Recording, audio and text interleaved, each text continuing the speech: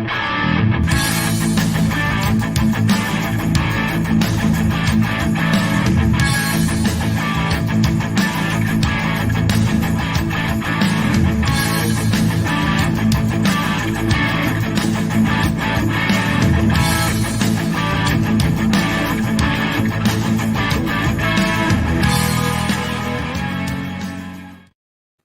everyone, welcome to Stuff I Never Learned from the Schoolbook. My name's Tom Springer. I'm the host of the show. If you know me, welcome back. If you don't, welcome for the first time.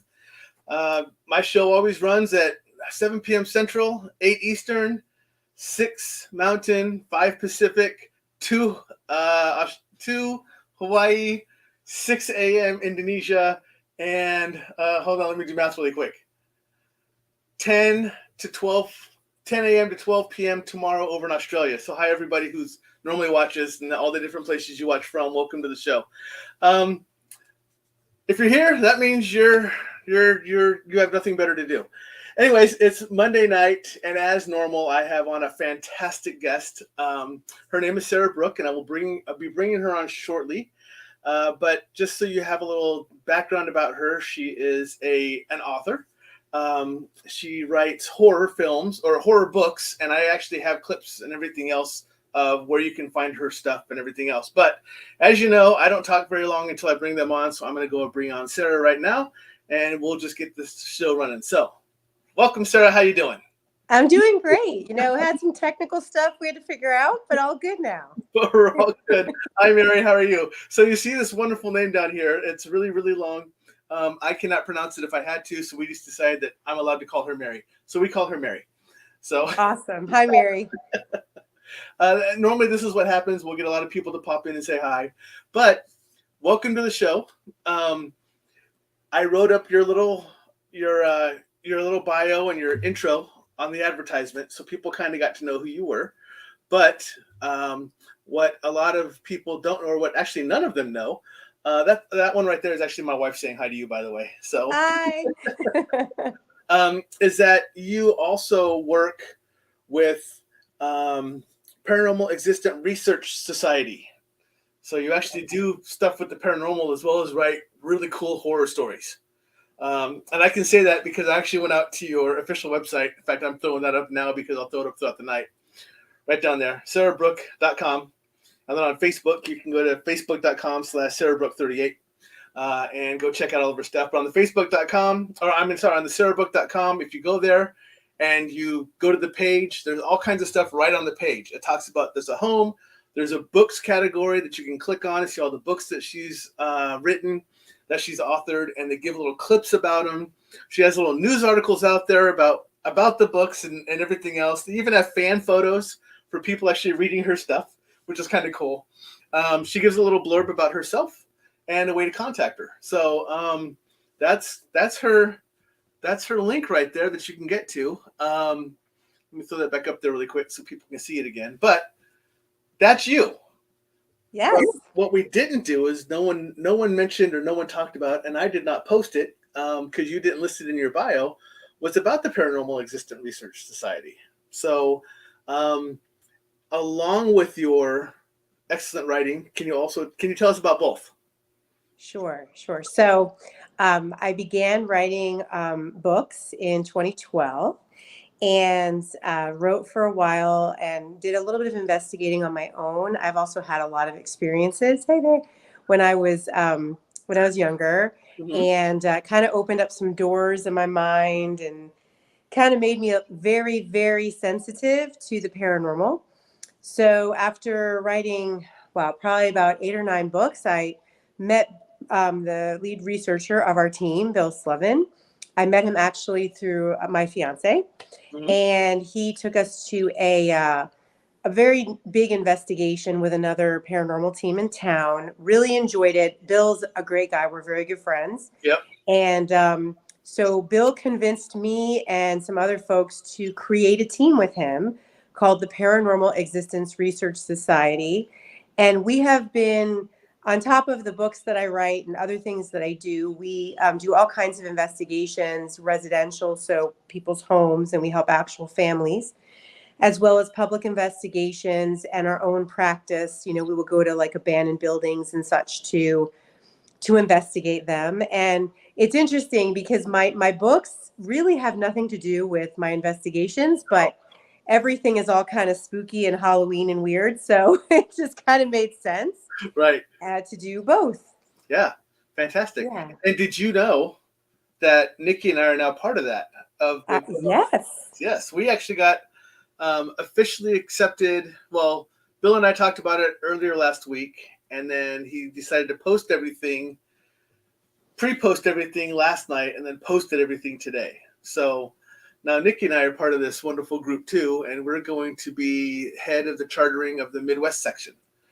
So this is so awesome. You were very connected to like some of the investigators and the researchers from Hey Bill from some of the old stories that you see movies about, like the Amityville story and a lot of the hauntings in Connecticut. So both Bill and myself and pretty much most of the Purse team members are also members of the Warren Legacy Foundation. right. And it's really cool because they're so Lorraine Warren, who you've seen the movies of The Conjuring, etc. That's Lorraine and her husband Ed. Lorraine's grandson Chris started the Warren Foundation with her before she passed on.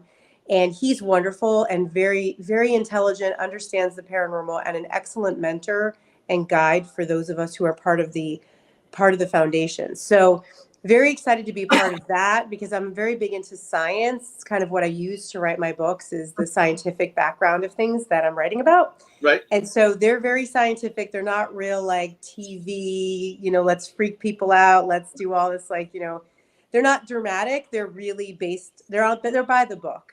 They're very scientific. They're very like they follow the religious practices to help people, you know, cleanse their homes. They deal with exorcisms. They deal with a lot of different things that I'm personally very interested in, and that I think help people on a regular basis. And that's really what it's about. Like the Purse team and what Bill has started is really about, you know, helping families that are in need who have struggles that they can't find support for. Like you have bugs in your house, you call like Orkin or the termite guy or whatever.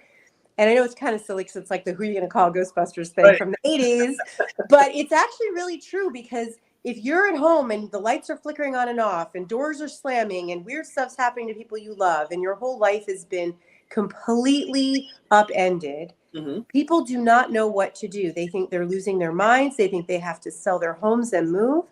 And a lot of times it's just a matter of getting the right help, getting the home cleansed, and also learning ways that you as a homeowner or someone who has unfortunately had paranormal activity in your house, how you can maintain stasis, like how you can maintain peace in your home so that you don't need us to come back over and over for a cleansing. Yep. Yeah. Bill has used me before for a case, so I'm familiar with the methods. But it's funny you bring that up, though, because I just had a message today. I had to go help someone out who was actually pretty good friends of mine. Turns out she has an earth elemental in her house that she moved into, and he was very overwhelming, very huge, very caused her a lot of anxiety. And I got the message today saying that since I've gone over there and made peace between them and told her what she needs to do and told him what he needs to do, basically to back off and stop being so big. They told me today that it's very content. The house is very calm, very content. She planted a bunch of flowers outside of the windows and everything else because he's in the basement.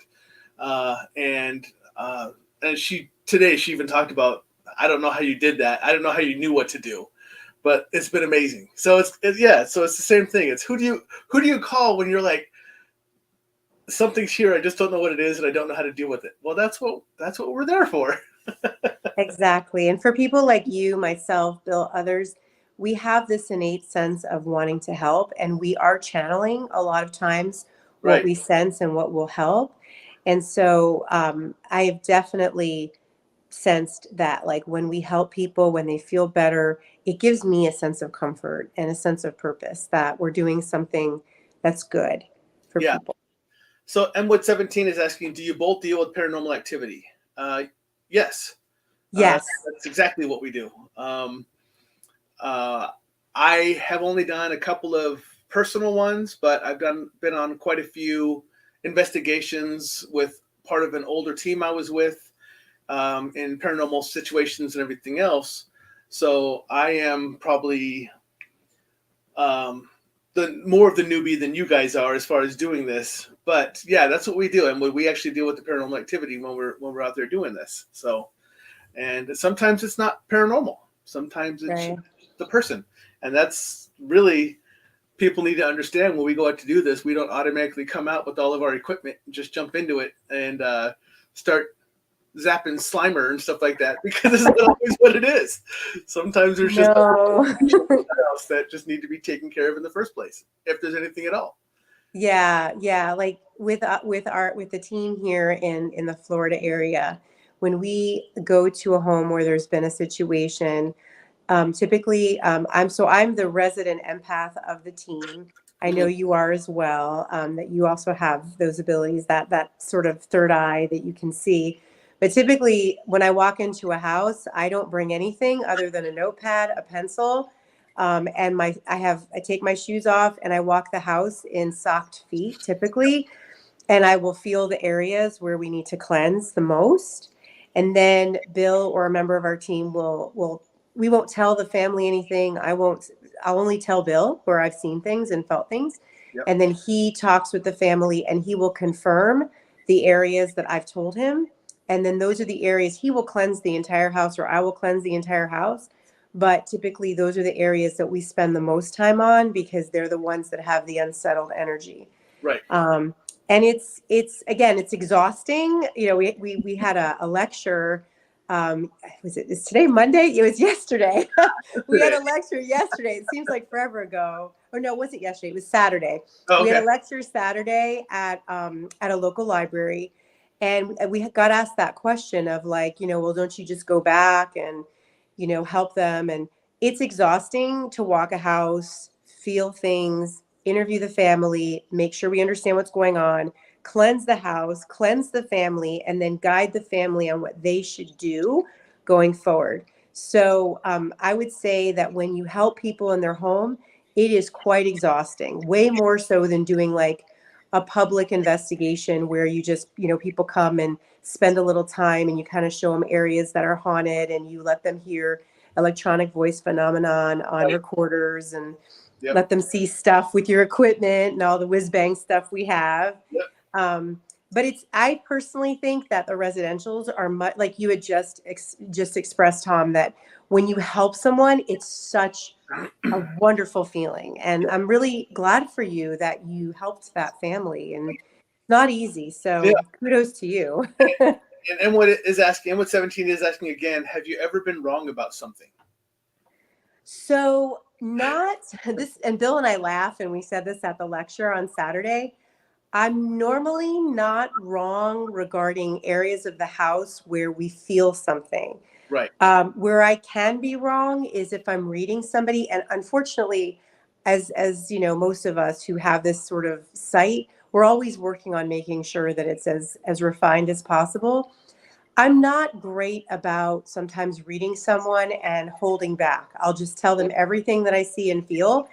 And while that's not necessarily wrong in what I'm sharing, because I tell them not to tell me if I'm right or wrong, I just want to channel it and then leave it with them as a gift, right? But sometimes I can do it the wrong way. And I've had people cry, I've had people get angry with me. Yeah. So I'm not typically wrong about the feels or the feels. It's Right. kind of like the spidey sense. You Yep. feel it where you feel it. Yep. But that's not to say that I won't be wrong one day because Yeah. everybody makes mistakes. Everybody feels something that could be inaccurate. But as of right now, if I think back of the residentials that I've done with the purse team and with another team that I was a part of, I've not been wrong, but I'm sure that it will happen that way because no one's perfect and energy is free flowing. So you might feel something and then the family say, nothing's ever happened in this spot. Right. And so it's definitely possible to happen in the future, I'm sure. Yeah. And my experience has been the same way. It's So far, I've been pretty spot on, and it's the same thing. If I walk into a room and I get nothing, I'm like, there is nothing in this room. I'll just walk right through it. But once I hit something, my senses go off in my head. That's where I kind of get the tingling. Is in my head. So if I walk in and I start getting that, like you said, kind of like that spidey sense, I'm like, all right, there's something here, and then that's when the research takes place for me to try to figure out what it is. We have equipment and everything else, but you're probably like I am. You rely more on yourself than you do on the equipment because you trust yourself more than you do the equipment. The equipment is great for confirmation in some way, but it's really you that's doing the work, just like, So I honestly can say that so far, so I am pretty new to this. I've only really realized I had powers or abilities for about the last year and a half. But I keep telling people mine hit me like I was drinking from a fire hose. It just flooded in, and they've been strong ever since. But in the year and a half I've been doing it, I don't think I've been wrong. I used to work with other mediums on my team, and they were like, how are you doing that? How are you seeing what I'm seeing? How are you right? And we've actually solved some things where everyone else in the world that had it wrong that's gone there to visit. But certain things that have happened have gone, well, I don't think we're looking at this right. So we switched it, and we actually solved the mystery that everyone else was having a problem with. So outside of just not being wrong, we actually became the ones to explain how it was different than what everyone saw. So that's awesome. I mean, and it's part of the deal. Yeah, you're right, Joe. Toys are still cool if you can get the lights to light up and all that wonderful stuff, and you can get the dolls to talk and stuff like that. Those are still cool, but yes, we are our best equipment. The toys, like I said, are definitely the confirmation. We look and we go, I knew it. Yes, yeah. The gizmos and all the kind of cool stuff. I'm very impatient if I'm in a public situation. So having the technology gives us like the quick burst responses we want. Right. I do agree with Tom though, in that like I've had to explain things to people and they're like, oh, I never thought of it that way. And then they kind of came around to what I was sharing. And it's weird because it's kind of like, I have a lot of humility, so I don't want to make it sound like I know more than someone else. Like Right. I'm always super careful to not do that, but it's so clear in your mind that you just have to say it. Well, ours wasn't really when we're with someone. Ours has been like past investigation. People have gone to investigate have always seen something, and we've been able to identify that it wasn't what they were seeing. They were interpreting it one way, but they were always, if for some reason it seemed like everyone interpreted it in a negative way when it wasn't. The person who they thought was a crazy woman was actually just a misunderstood child who couldn't speak and couldn't hear. She was deaf and she couldn't speak. So she wasn't a dangerous. Her arms were moving. No, she was signing. She was crazy because she had dirt and mud all over her and blood on her face. No, she was actually chocolate. So we had to interpret what it was, and by talking to her through sign, we figured out what it was. So we were able to go, okay, so everyone who says that this person is a crazy person, it's not. She's a young girl who can't speak and can't hear, so she signs. And so we were able to do it that way. Wow. Good for you guys. Wow. Tom, we need you to come to Florida and do some of these investigations with us. That would be incredible. Jamie says no on the dolls. Jamie says no thanks on the dolls. And yes, and Jamie and Melody says, yet different points of view help to validate. So definitely. Yes. And Jamie agrees. I mean, Jamie's kind of the same way that we're talking about. I found that each of us get different messages, but they're right. It's just different bit of translation. Yes. So I completely agree with you on that. I've been in investigations where I get this like spidey sense tingly thing. It feels like chills up and down my back, and I feel like somebody's poking me in the back. Mm-hmm. Other people, like Tom described, they get this feeling on their head, on their shoulders. Other people actually see what is there. Those people I'm very impressed by, who actually have visions. I can actually see them. That's amazing. I don't have visions like that. Yeah, I don't call them visions. I can actually see the spirit, right? Like I'm looking and talking to you. They come to me and they talk to me, and I can see them just like that. I can describe what they're wearing, and it's not a picture in my head like it is for a lot of people. They actually appear in front of me, and I can see them. Wow. And I do the same thing with elementals, earth, fire, wind, water. They all show up just like they're a person to me, and they talk to me, kind of like through a telepathy. So I can tell you what they look like just by standing in front of me, because that's what they're showing themselves to me as. So it's pretty interesting. Yeah. Yeah. A little different. So, Yeah. but we all kind of have our own ways, because I know that some people can only hear. I know some people will get the pictures in their head of what the person looks like, because they'll give them symbols or they'll give them ideas of what they're supposed to be interpreting. And then some people can just straight up see, and some people figure it out another way. There's something going on. For instance, for me, I told you I get the pressure in my head, but if it's someone from another dimension, it's through my shoulders. So I can actually talk to other dimensions, and I get them through my shoulders. So that's how I know if they're from this realm or from somewhere else. So it's a little bit to play with. Yeah, I see peripherally later as the evening kind of comes on and I get tired, I start to see them peripherally. I've seen legs in my bed with like white hair on them, which was kind of gross. Yeah. No offense to people with white hair on your legs, but it was kind of like, wait, that's like middle of the night kind of thing. I've seen a lot. I've actually had visions or seen things, but not the way you're describing. So Tom, that's very cool. Yeah. Yeah, it's yeah, so Jamie right here is saying I see some, but it's all in my head, and I get a lot of energy in my palms. Oh, okay.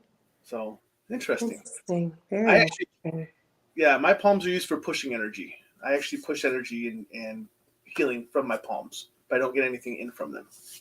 So yeah, same. Yeah. Mm-hmm. Yeah. So along with the purse stuff, you're also an author. Yes. And you're an author for horror books. Yes. Yes. So I actually have your page. Luckily I was smart enough to do what Bill does, and I pulled up a second screen. Okay. But I was reading through them all, and you have a list of them here. You have tons of them over here on the site. So people, I'm telling you right now, I'm going to bring this up again. If you need something cool to read, and you want horror books, right there, SaraBrooke.com. Go out there, go look there. One of the tabs actually says books. So when you pull it down, it has The Awakening, Child of the Dead, Renovation, Gardens of Babylon, Sunken Park, The Bed. So it has tons of them in here. And just going through it right away, the one I'm most interested in that just resonated with me, and I'm like, that's the one I need to go get, I need to read, is the Design Project. Oh, yes. Yeah. I actually saw your little trailer for that too, and I was like, oh, I need to go get that book. So, well, that book is kind of, it's actually, you're going to laugh. I have a lot of people who have actually really enjoyed that book. I worked with a group, and they actually made like T-shirts with the cover on it, and like mugs with the cover on it, and all this kind of stuff. Yeah, it is cool. It's probably one of my, don't get upset with me. It's one of my least favorite books, but it's not because I don't. It's just I like more like paranormal kind of ghosties and that kind of thing. Design Project is not a paranormal. Right. I kind of figured that by watching the trailer. So I have to ask this question, because I was going to ask Jamie, I was going to ask her even before you typed. Do you have this on audiobooks? So my current publisher was supposed to put quite a few of my books on audiobook, and we've kind of got the pandemic happened and things kind of slowed down. One of my stories is on audiobook. It's called The Bed. It has sold quite a bit across the world, actually. And it's not Nightmare on Elm Street kind of thing, but it is about a haunted bed that was found in these haunted woods in Germany. And the bed ending up in the United States with an antique. It was with an antique lover, but then was sold in an antique shop. And a man buys it for his daughter, who likes it because it's a small sort of wrought iron black bed that fits a young girl. Mm-hmm. And what happens after that? Chaos ensues. Won't give it away. but I have a lot of people who have listened to it who have commented on that. So that respective one is on audiobook, and that's unfortunately, I believe, the only one I have on audiobook. The rest of my stories are in paperback and also on Kindle and Kobo and Right. Google Play and all that kind of stuff. So did you just That tell one me? is, and it's shorter, so you can probably knock it out. I would say in several days in your car, you'd probably knock it out. So did you just tell me that the bed is basically Gremlins, but about a black wrought iron frame bed? No, no, it's not Gremlins at all. It is paranormal. It is dark paranormal. And it's the bed, I'll put it to you this way without giving away the whole story. It's a haunted bed. It's a bed that's been cursed. And when you lay in it and sleep in it, it transports you somewhere else, Oh, to a cabin in the woods. I came up with a lot of these ideas before the movies did, a cabin in the woods kind of right. thing. I wrote this before Cabin in the Woods ever came out, but it takes you to this cabin in the woods where there's Yeah. bad stuff going on. I haven't cursed yet. I've been good so far. I should say it's bad shit going on there. So anyway, but it is very it's Yep. twisted. And the thing is, I I'll got you. tell you. See? I told you I'd have to use it right there. Yes, there it is. Wait, there. Yep, there. You know what's so crazy, Tom, is that a lot of people, they meet me in person or they meet me at a signing or whatever, and they're like, I do not understand how you write this stuff. Your books are so twisted and you do not seem that way at all in person. And it's really like the imagination is like my yin for my yang, right? So Right.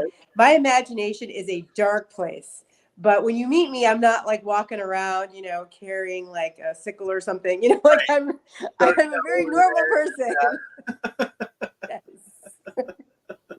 But you should get it on audiobook. I'll get it for you on Well, audiobook, and and that way you can listen to it. that's what Jamie just said. She's like, "Look, I can download it on Google Play." So Yes.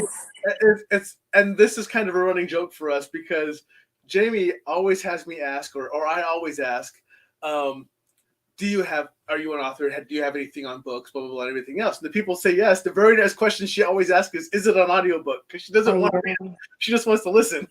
I know, and it makes me sad because when I was a kid, it's not that the audiobook portion makes me sad, but it does make me sad that people don't read as much anymore Yeah. because growing up, that was like my salvation. My childhood wasn't the greatest, and growing up for me, reading books was really an escape. Yeah. And I remember my parents taking me to a shopping mall, and I wouldn't go to the clothing stores. I wouldn't go to get candy. I would be sitting in the bookstore surrounded by books. Yep. And that was so I want to give people a little bit of that escape that helped me so much when I was younger. Yeah. I'd get stacks of books from the library and just read them. And then I knew I had to read them fast because I'd take them back in 30 days. You'll get fined a dime. And, a dime a book is for a kid, that's a lot of money. Yes. When I was a kid, I should say, everything was black and white. But yeah, so I always read as many books as I could in a month, and then challenged myself to see how many I can put in. So Melody says, "I thought I recognized your name." She read Child of the Dead. Oh, that's great. Thank you for supporting my book. Yes. So the Awakening series, it's The Awakening and Child of the Dead, and I owe my publisher three more books in the series. I'm still working on the third book. It's taken me a few years now because Yeah. it's really a labor of love, and I want it to be the main character's name is Renda Bloodmane, and she can see the dead, and she has a lover who's a ghost. And so her story kind of took me through these two books, and there's another three coming out in the series eventually. I promise I'll get that done. I'm working on it. But it's a series of stories that I really close to my heart. I really do like them because there's romance. It's not just a lot of my characters die. They're not very Weird. lucky. So there's a lot of romance, there's a lot of intrigue, and there's also a lot of vulnerability of the character. Renda is a very vulnerable character who grows and evolves as the story arc grows and evolves. So thank you so much for reading that book. I really appreciate it. And I promise you I'm going to get the next one done. So I have to ask because I'm still on your website. You have one on here that she says my new book, but I don't know how long ago this was put up there. Okay, so my website is so outdated. So that's the thing. I know I you wonder keep that. putting up the address, I wonder but I'd that. rather they just go to Amazon, type my little name in, and pull it up. It's yeah, I've been a little delinquent on the whole like website thing. So my latest book, I released a book last year called The Island. Okay. And it had some good reviews, some bad reviews. It was a labor. I loved that book though. It was so much fun to write. It's about a witch on an island, and you know, it just crazy stuff goes on. And I'm actually working on a book right now called, well, it's a working title, but it's called In the Marsh. Okay. And it's a gothic horror novel about a woman who has been cheated on by her boyfriend, and she's pretty much devastated, and she leaves her home, her work, and she goes and she stays in an Airbnb in St. Augustine on the Matanzas River. It's a colonial style mansion on the Matanzas River. So most of you, if you've heard of St. Augustine, it's a deeply rich historical place. Yep. Oldest town in America is there, etc. Oldest street in America is there, and it's very haunted.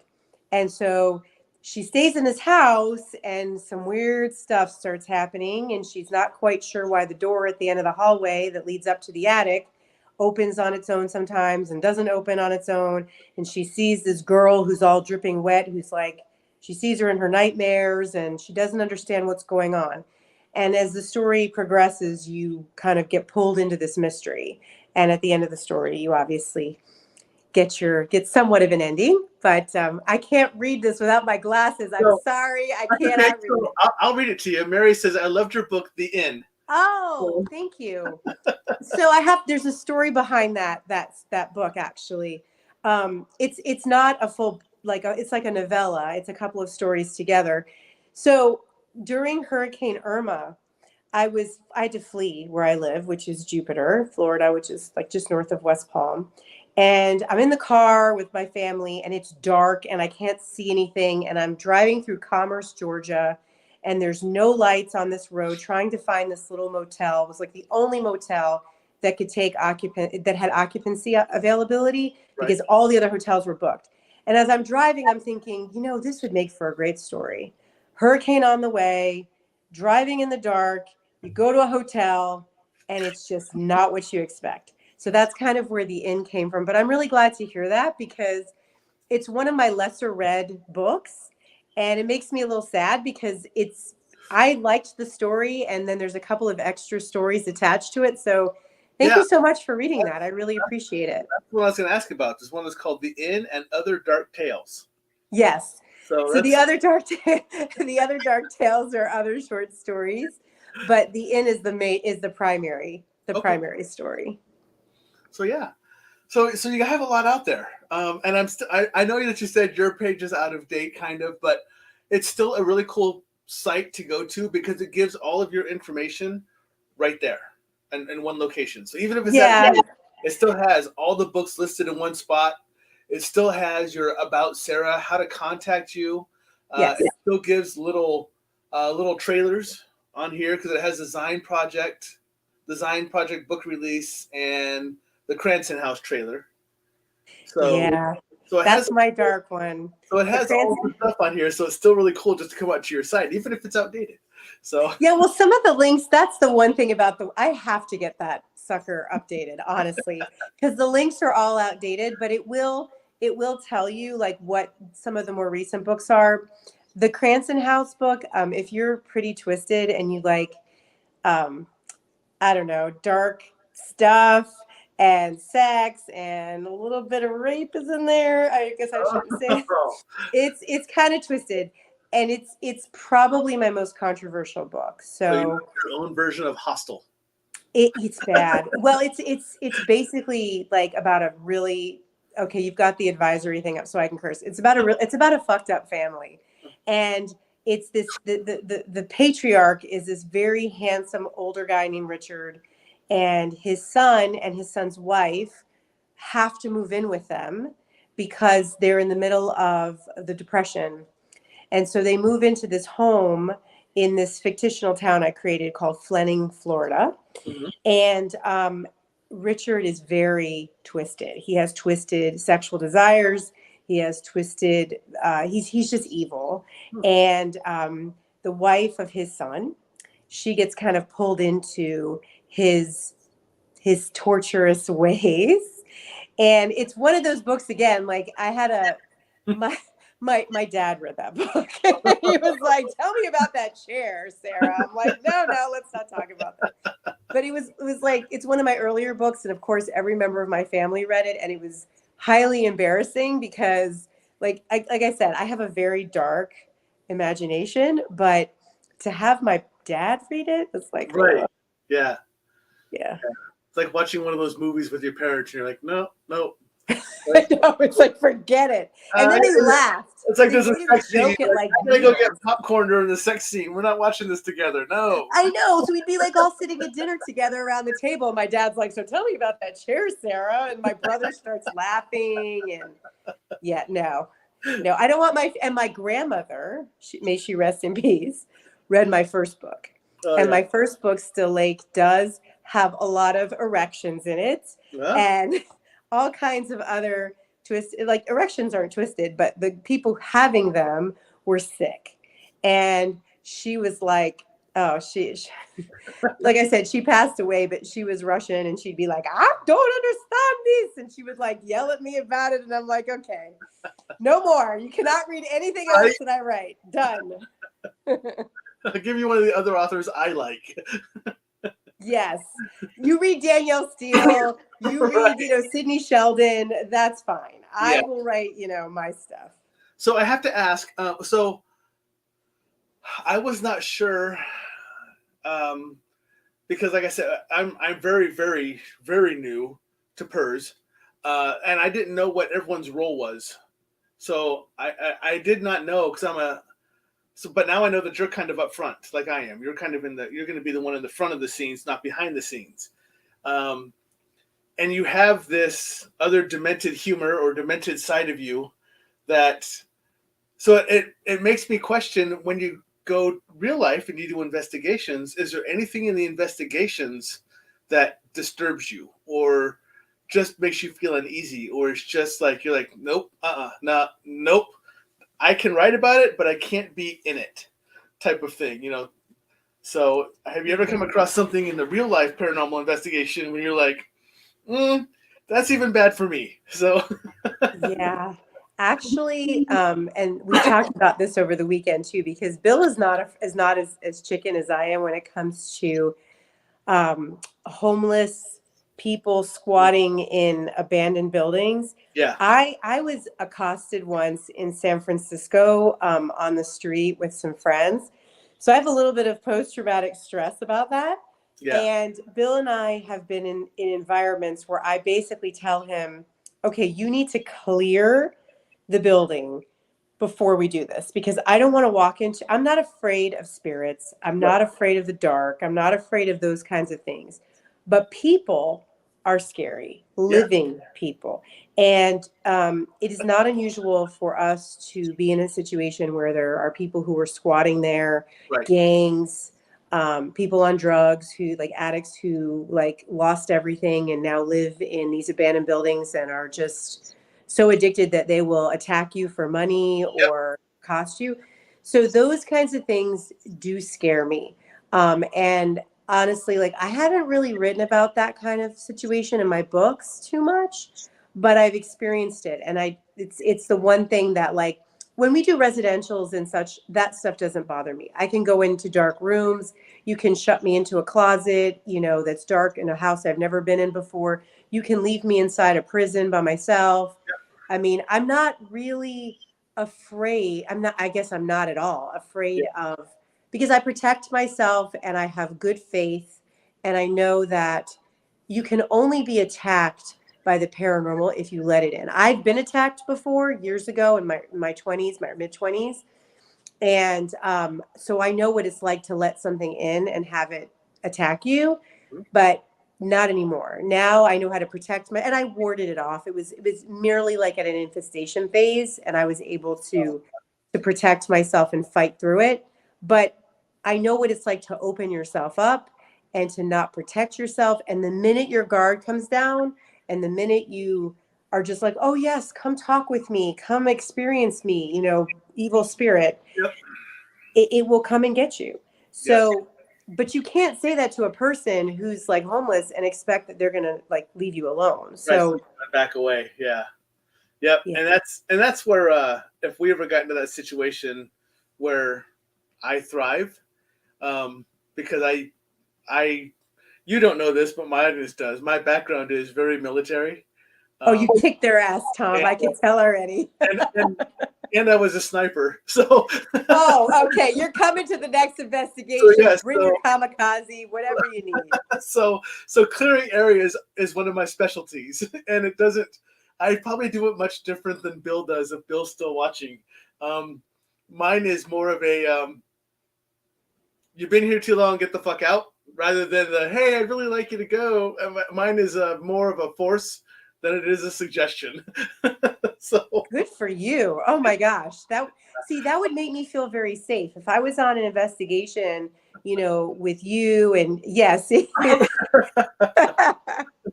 Yeah, see, Bill is too laid back. You know, Bill carries and he has he has an array of firearms in his house. We've seen it. He chooses to show all the children too when we go over there. yeah, But anyway, but Bill's like he can protect us. But yeah, I feel like Bill is such a nice person. He's easygoing. I need somebody who's like this is like a total badass who goes in there and is like, you're not gonna fuck with us, and you know, has your gun and shoots it a little bit, and then protects us all from anybody alive. yeah. It's funny because my wife will laugh at this, and she's upstairs, so I know she's gonna laugh. But she never worries when she's with me. She always knows that it's almost like because people literally look at me when we're out and they go, nope, not that guy. Nope, not that guy. And I don't say anything. I'm just like, what? Is it the beard? What is it? And She Bill's like, has a live-in bodyguard. This is awesome. and Bill's saying you'd be surprised. Oh, okay. Bill's a big talker. I have never seen him kick any ass, but I'm sure he could. I'm sure he could. He's from New Jersey, so he's got that like edge to him. Yeah, he has to have that edge if he's from Jersey. So Yes. he's just learned from his psychological side how to tamp it down. Yes. Yes. Bill and I have gotten into it together. He and I, we are so both type A that we get into great arguments together. He's making me use my glasses so I can read his he little... says you played hockey for 15 years. So. Oh, yeah. Oh, yeah. Please. Yes. and my wife says I do have a live-in bodyguard for real life people and spiritual world because I am Good for you. I am a very strong shield for everything that comes through. So, and they know it. That's awesome. That's perfect. Yeah, and it's funny because we always joke about, but it's very true. But we joke about it, but it's very true. I am the designated driver because I don't drink, because we have no idea. I don't drink at all. I've never drank. In your life? Okay, so when I was back in my drinking days, when I was 3, I went to the fridge and I grabbed a glass of what I thought was grape juice, and it was my dad's wine, and I chugged it and I puked it, and I was good. Really? The only other time I've had any drink since then is my son turned 21, and when he turned 21, I told him I would have a drink with him, and I couldn't finish it because it was disgusting. So I had like a couple of drinks, a taste of it. I was like, nope, gone. And so I just don't drink. But we figure with my background, and I mean, you have a dark side that you write with. We don't know what mine would be like if I drank, and I don't think we want to see it. So yeah, no, stick with the water and the juice. So we laughed at I'm the DD because I'm the designated driver, and she's my DD. She's my designated drunk. So oh my God. Okay, I give her permission to throw something at you right now. So just FYI, if a shoe comes flying. Oh my gosh. Well, I'm a lightweight. I mean, I would say like 2 glasses of wine and I'm like 3 sheets to the wind. So I hear you. Like some people can like put it away like nobody's business. I'm like, forget it. Yeah. I'm like the cheapest date ever. I just know that once, so a little personal, but no big deal. Once my wife starts drinking and she gets to that tipsy side, I am good because all she wants to do is go to sleep. So Oh, I thought you were gonna say something else. I just tuck her into bed, and I'm just like, night, see ya. So I see if I she thought actually. you were gonna say I know something you did. else, though. See, I knew where that mind was going. So as she says, look, I'm okay with him calling me a DD. I'm more like 2 bottles of wine.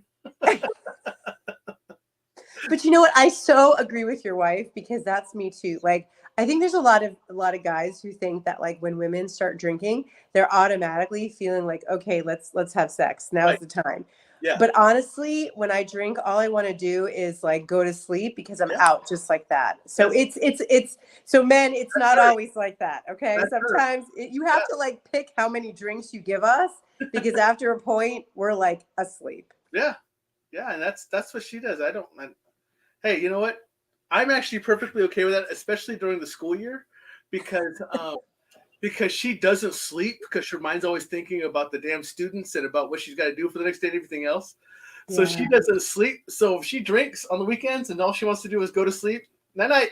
So Bill, very good choice. He says, I'm going to keep myself on this conversation. I'm going to keep to myself on this conversation. So, Oh, come on, Bill. You can't be quiet. Let's go. you know what? The funny thing is, Bill being quiet would be a first. So For real, right? Well, that's actually really funny. I have a story for you. So Bill is so funny because he knows that. So for those of you who think I'm like this wild and crazy like horror book writer who like stays up till all hours of the night, I'm so sorry to disappoint you, but I am like asleep by the very latest 10 o'clock Eastern Standard Time. yeah, So Bill likes to schedule investigations that run till like 10:30, 11, and I am just exhausted. And it's like we get into this debate. I'm like, Bill, can we move this earlier? Because I have to go to bed.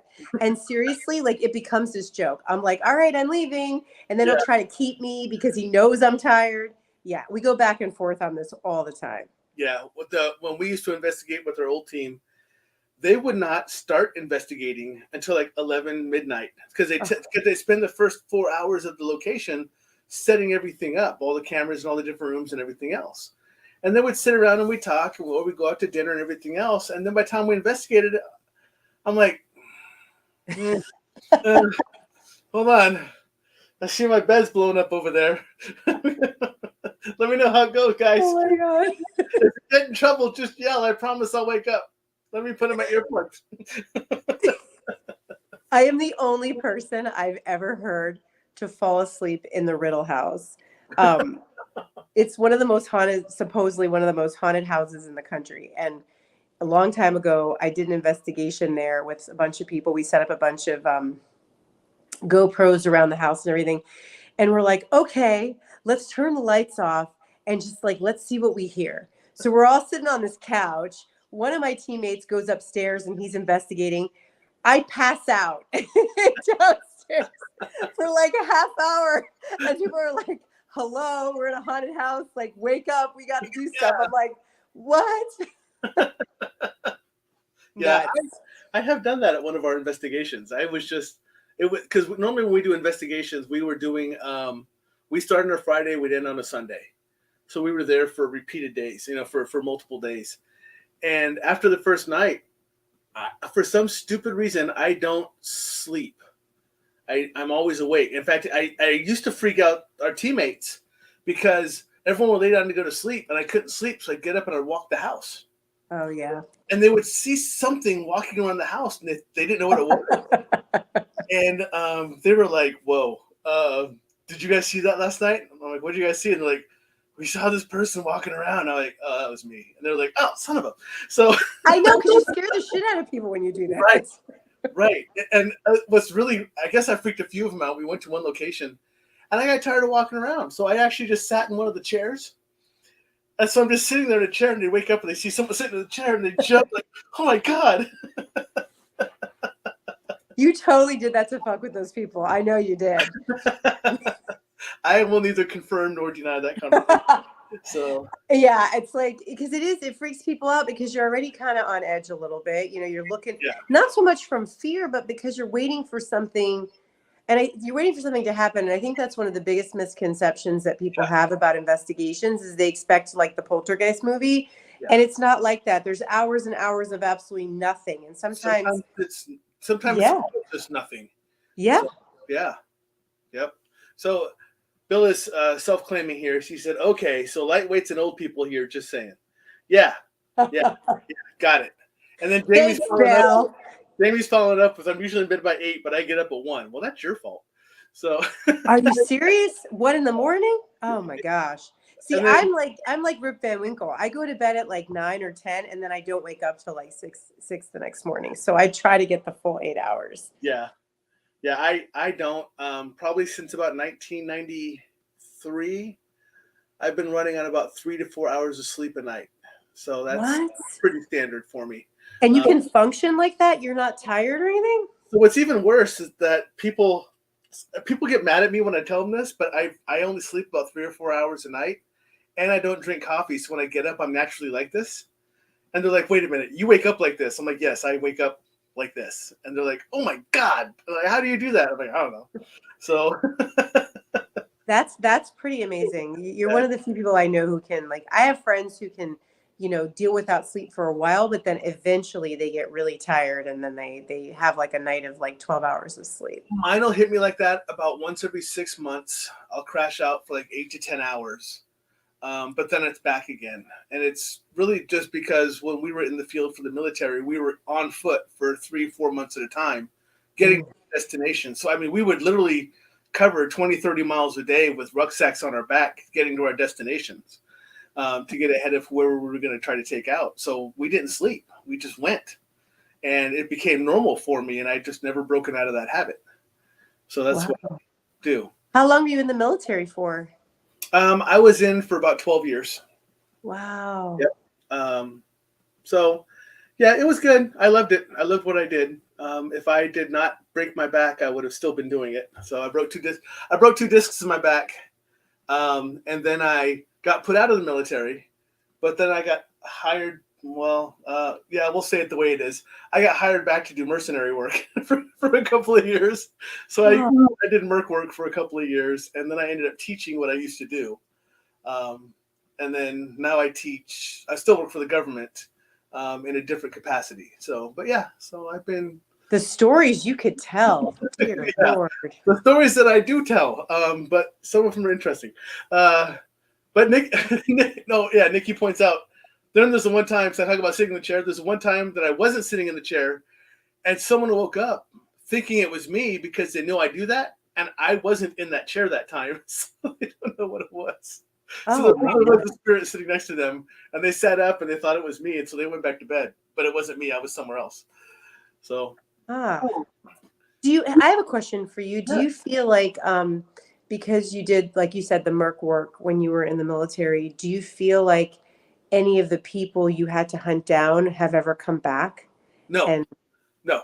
Um, the people that I always tell people I did very, very bad things to very, very bad people, Mhm. and I am. I don't say this to sound conceited or arrogant or anything else, but I have absolutely no fear of anything. Zero. We've never found anything I'm afraid of. Heights, death, spiders, nothing. I've been shot twice. I've been stabbed over 30 times. I'm really not afraid of too many. I mean, I haven't found anything yet. And it kind of disturbs some people that's just how I am. Um, because sometimes it used to put me into very bad situations because I just didn't care. Yeah. I'm the one who on the investigation goes, "What does this store go to?" And everyone's like, "No," and I'm like, so Wow. yeah, I'm that person. Um, so yeah, it. I don't have any fear of they're coming to me because if they're coming to me from a spirit, my protection and my armor is so indestructible and invincible that you can't pierce it. That I don't care. I've pulled stuff out of other people when they were possessed, but nothing can penetrate me without me allowing it. Correct. That's just that's not arrogance. That's not conceitedness. That's just my full belief. So Wow. That's pretty great, though, that you can live your life with no fears. yeah, none. Because most of us are held back by our fears. It Yeah, creates limitations for what we can achieve. because we are afraid of something. And a lot of times our fears are completely unfounded and a Oh waste of yeah. time because, being afraid of something is not going to help you get past it or succeed in life. So I think that's really impressive that you're not afraid of anything. And I would love to hear some of your stories at some point about all the things that you've done serving our country. That is Oh, extremely impressive. I'm sure we'll have all kinds of time to talk on the Purge channel now. So, Yes. so let me come back to some of these comments to pile it up over here. So Jamie does say that Bill Slevin, I shoot tequila like a boss, but not too many. Not too many can handle their tequila. And Joe says, not many people can handle you after a few shots either. So,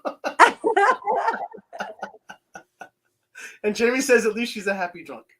Well, yeah, I mean, that's the thing too. Like, I mean, if you can be, intoxicated and be happy and not, some people are like, I think the only time I'm ever really mean drinking is with tequila. I think tequila has made me angry before and not somebody I'd want to be around. A lot of people.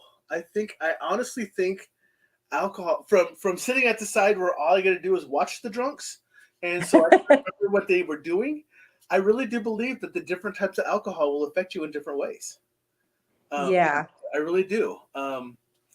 And I never thought that it would. And to be honest with you, Tom, like I've had all kinds of different things to drink before, and normally it never affects me.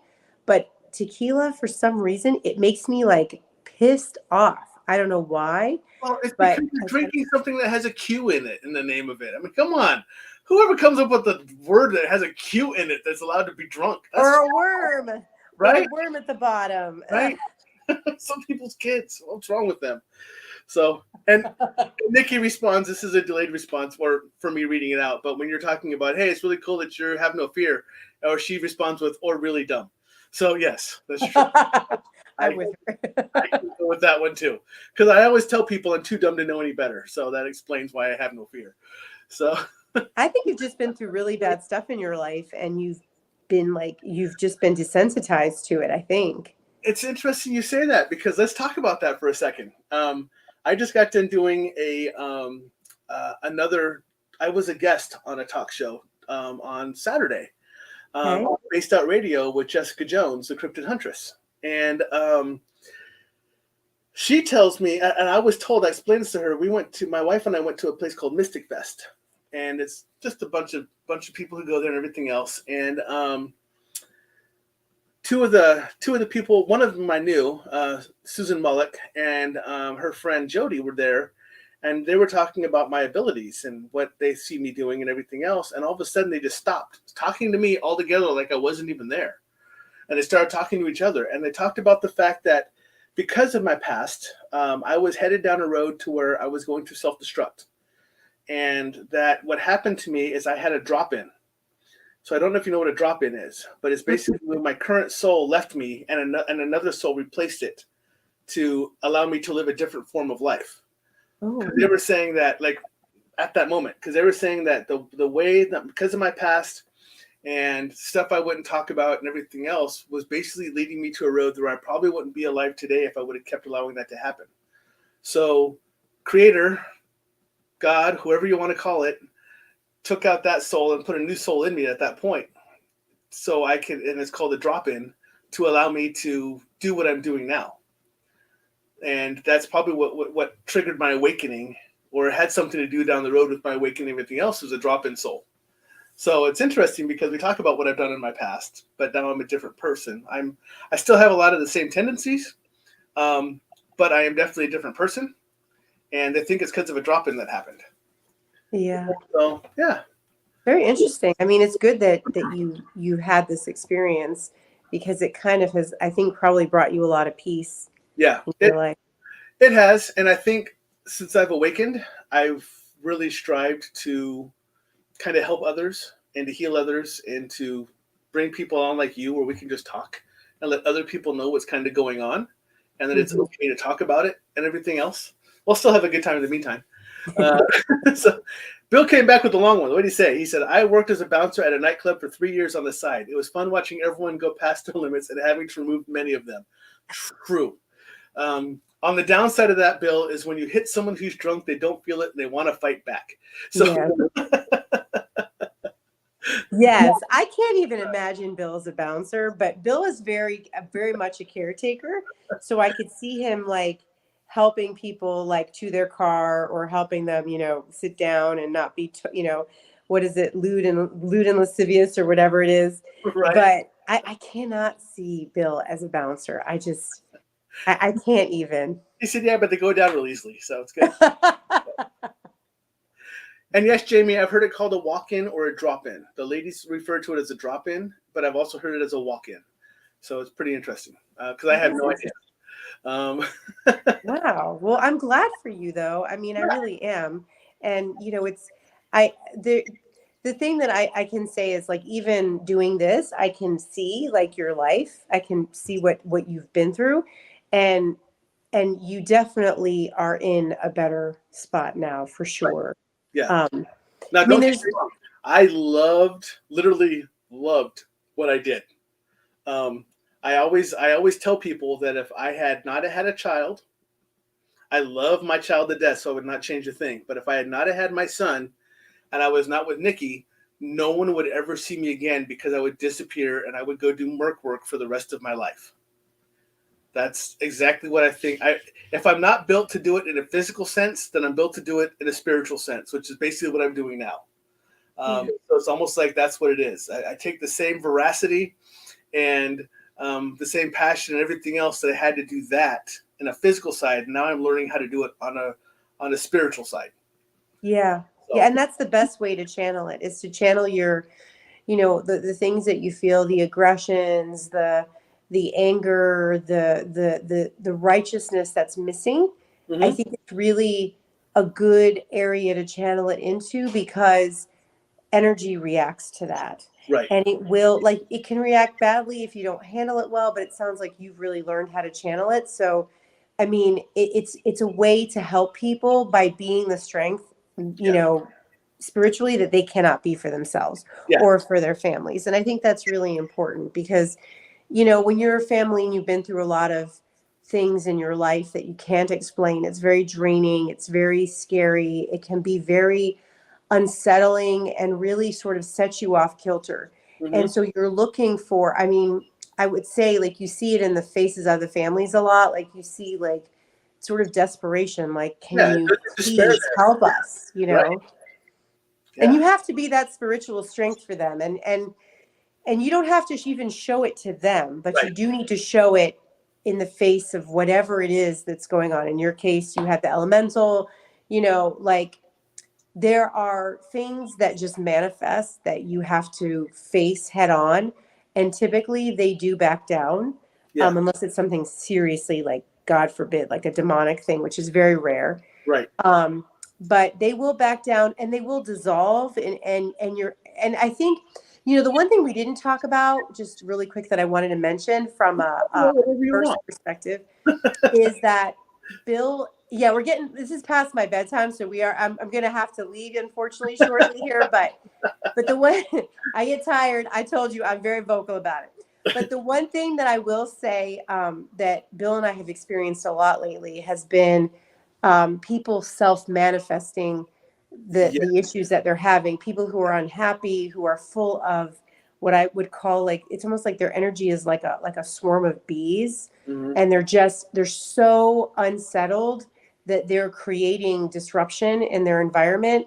And it's just what they think is a haunting is actually a self-manifested ball of, negative, bad energy that they just need to get rid of. We as a team can get rid of for them, but that they need to then not create as soon as we walk out the door. Right. So I think that's one of the things that has been, for me anyway, is challenging because Bill sees it faster than me. Sometimes he'll say, oh yeah, this is nothing. This is a self-manifestation case. And it takes me a little bit longer because I do feel things and I'm not sure what I'm feeling. And then I see it or I really sense it, like this ball of just bad energy. And it's not scary. It's just like, it's inanimate. It's like energy, but it's just like floating around like a big ball, like one of those orbs that Bill loves so much. Yeah. Yeah. He loves the orbs. He Oh loves. yeah, Bill loves the orbs. But they just float around, and if you don't get rid of them, they're just going to continue to perpetuate nonsense in the house when Yeah. there's really nothing there other than what you've created on your own. But people can create some pretty powerful crap for themselves The way when that they're I unhappy. explain that, because I kind of talked about that before, but the way I explain that, because everyone's like, well, you can't see it. How do I see that? And I tell people, I go, think of it as when you're looking at a ray of light that's coming through the window and you see the dust particles, and that's the only time you can see them is through that ray of light. That's really what it's doing. It's almost like that static electricity that's buzzing all over the place. It's kind of those dust particles that are in the air that you just can't quite put your finger on, but you know they're there. Right. So Exactly. Exactly. So I think like joining the team, Tom, and having a division where you and your wife live, I think that's something that I don't know. I'm seeing a lot of it lately, and I don't know if it's because people are unhappy because we're in a are we in the recession? Are we not in the recession? I mean, we're like the country is not in a great place right now, and I think people are after COVID, and now like it's like $4 for gas and yeah, everything. I think people are generally unhappy with each other and themselves, and so you have a lot more unhappiness in this country right now, and it is manifesting in homes between relationships, between married couples, between dating couples, between relatives, brothers and sisters. And so I think it's really important that, if, you're listening tonight and you're somebody who we are going to help or you need help from, one of the things that would be worth you considering is do you really do you feel like this haunting in your house has just come from nowhere, or is there a lot of unhappiness, negative energy, arguments, things going on in your relationship or the relationships around you that could be causing some of this energy? And that's something that I don't think people really think about. They immediately go to it's a ghost, it's a demon, it's a jinn, whatever, right. and they don't necessarily think through about like could it be what's happening in the home? Yeah, and that's a lot of people, and that's to me is where people don't want to take self responsibility. They want it to be something else. So they don't look at the self responsibility part. They only look for it's got to be a haunting. Yeah. Some I touched something and something followed me home, or whatever. They don't take the realization to think maybe it's just me, type of thing. And that's where you got to play, and that's where um, you kind of got to play between investigator and psychologist, and Yeah. figure out exactly what it is before you do anything. Because if you're just assuming that they are correct, then we get back into M. Wood 17's comments that you're just going to be wrong most of the time. So you have to be able to take that, and a lot of thing I think that we need to remember, and I know you guys do it really well, but the thing that I'm very good at, but I have to remember I'm very good at it, is that I am very good at looking things from other people's perspective, not just my own. So I am very good about stepping out of what I see and putting it into what they're looking at and saying, okay, why are you seeing it this way? What can I see that's going on that's happening with you that you are seeing it this way? So a lot of times when you talk to them about that way, they're like, crap, I didn't know I was doing that. Or, yeah, that's right. How did you know I was feeling that way? Or something along those lines. And it just takes that work. Of the psychology side, we are investigators, but we have to investigate everything.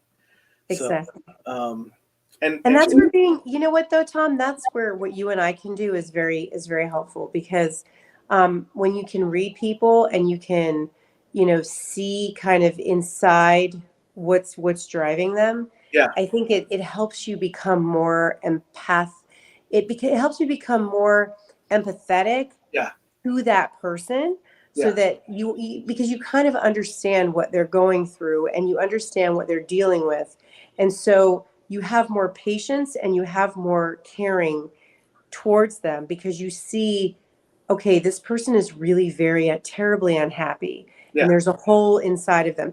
And that's honestly where what we can do comes in as a great it comes as a great service because a lot of times people don't even need cleansing, they need understanding, right. and that's where that really does help. And I will tell you that is going to be a huge blessing out here that I have my wife. Yeah. She's a high school math teacher, and she used to be a middle school PE teacher. So she knows how to deal with impatience, and she knows how to deal with feelings, and she knows how to pay attention to them. And she is an empath. She's straight up an empath. Um, and so it's very good for her to be on here as well, because she'll be able to pick those things up.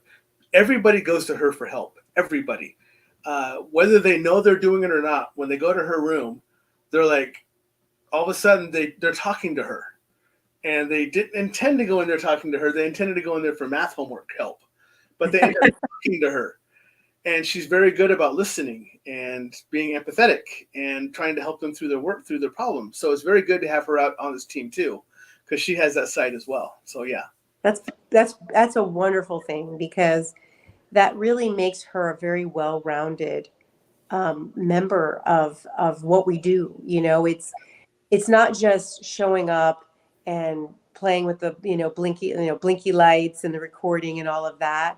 It's being able to understand people. It's being able to listen to them. And I even use it in writing, to be honest. When I'm working on characters, I Yeah. think about how, like, when I write about people and I create my different characters, they have personalities, they have a soul, they have things that they're afraid of, they have things that they care about. Right. And it's how we all are as human beings. We are not two-dimensional creatures. We Right. all have unique aspects of ourselves. And when you can understand that in the face of somebody in a crisis, I think it's really wonderful. So the fact that she can do that Yeah. will make her very much an asset, especially when you're in a situation and you need somebody to be softer and to be gentle, to listen, to understand. That's Yeah. really a very big gift. Yep. Yep. Definitely. So yeah. Well, I guess I should let you go to bed, because you're Yes, telling I'm me it's past exhausted. bedtime. You're telling me it's past your bedtime, and you stayed up for me. So I I greatly appreciate did. it. I still have to get a hold of Ben, and Yes. talk to him. Hey, sorry, I saw this comment. My wife said she is definitely the softer of the two of us. So I can sense that. I should argue, but I can't. So because that would be an argument I would be lying about. But I do I want to post. really look forward to meeting her, by the way. So I do want to post this back up there again. This is your stuff. So Sara Brooke at sarahbrooke.com, or you can go to her Facebook stuff.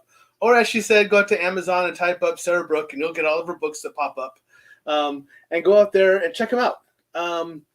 If you're interested in what we're doing as well, now that I'm part of the team, Paranormal Existent Research Society, you can go out there and take a look at that, and you can see all of our wonderful faces, even mine.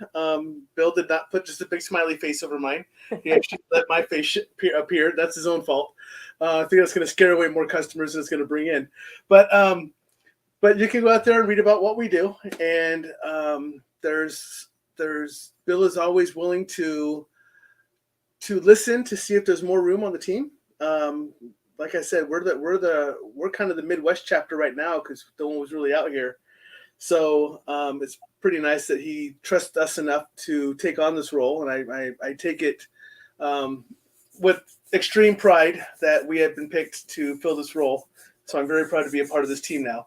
And again, I look forward to talking to you guys and everything else. So it's going to be fantastic. So Welcome to the team. I'm really excited to have you and your wife on the team, and you both have such strong skills and abilities. It's going to be such a huge help, and to help people in your local area and have you help us with people in our area. That would be awesome. Yeah, and in the beginning, I saw you laughing when I was talking, and you were backstage because I was listing off all the different time zones. Well, Ajang is the one who's actually listening to us in Indonesia, and Mary and Joe and I think Melody's on here still. They're all out in Hawaii. So when I'm listing out the time zones, it's because of people who are watching us in the different time zones. Oh, that is so cool. That's I'm dying to go to Hawaii too. I've never been, but I would love to go there. So that's why I list out all those different time zones in the beginning, because I'm trying to cover all around the world and giving us spaces about where people are watching and listening to us from. Thank So yeah. And as Zhang says, you are awesome. So thank you so much. Thank you. I'm so glad to be here. I'm so glad to be on a team with Tom. And, and also I want to say, like, thank you so much for those of you who have read my books and who enjoy them. That is the best gift ever, is to hear that people like my books. That makes me feel wonderful. So thank you for that. And I'm continuing to write. I need another few months to finish this latest one. Yeah. Nikki saying it was great to have you on the show, hear about your insights, and hear about your books. Look, we even have Jolene, and she's over in Iowa, so not too far away from us, since I'm literally sitting right by Omaha, Nebraska, Jolene. So we're just right across the border here. So, mahalo, thank you, Melody. So, again, another one from Hawaii, but they're all over the place here. So, but again, thank you for being on the show.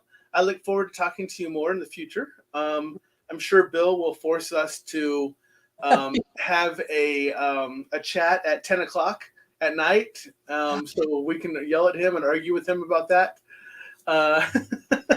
No, it's too late for me. Bill, you have to finish everything by 8 o'clock, by 8 or 9 o'clock Eastern time. I need my sleep.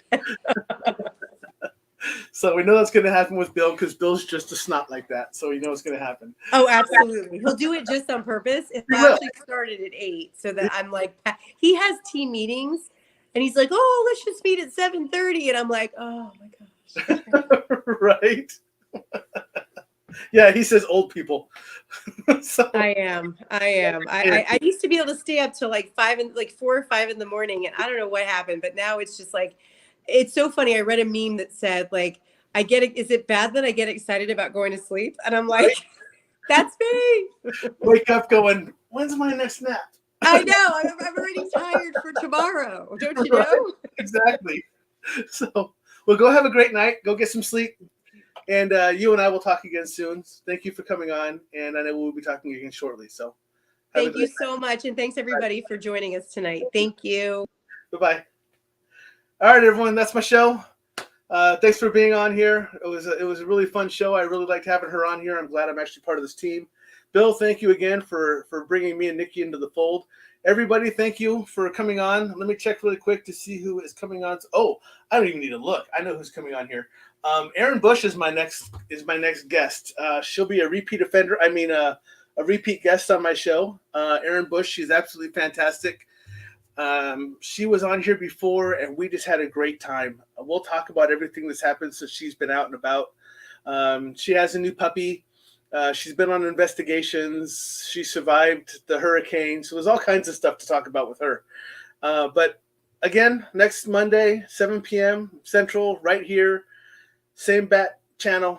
So we will talk to you all next Monday.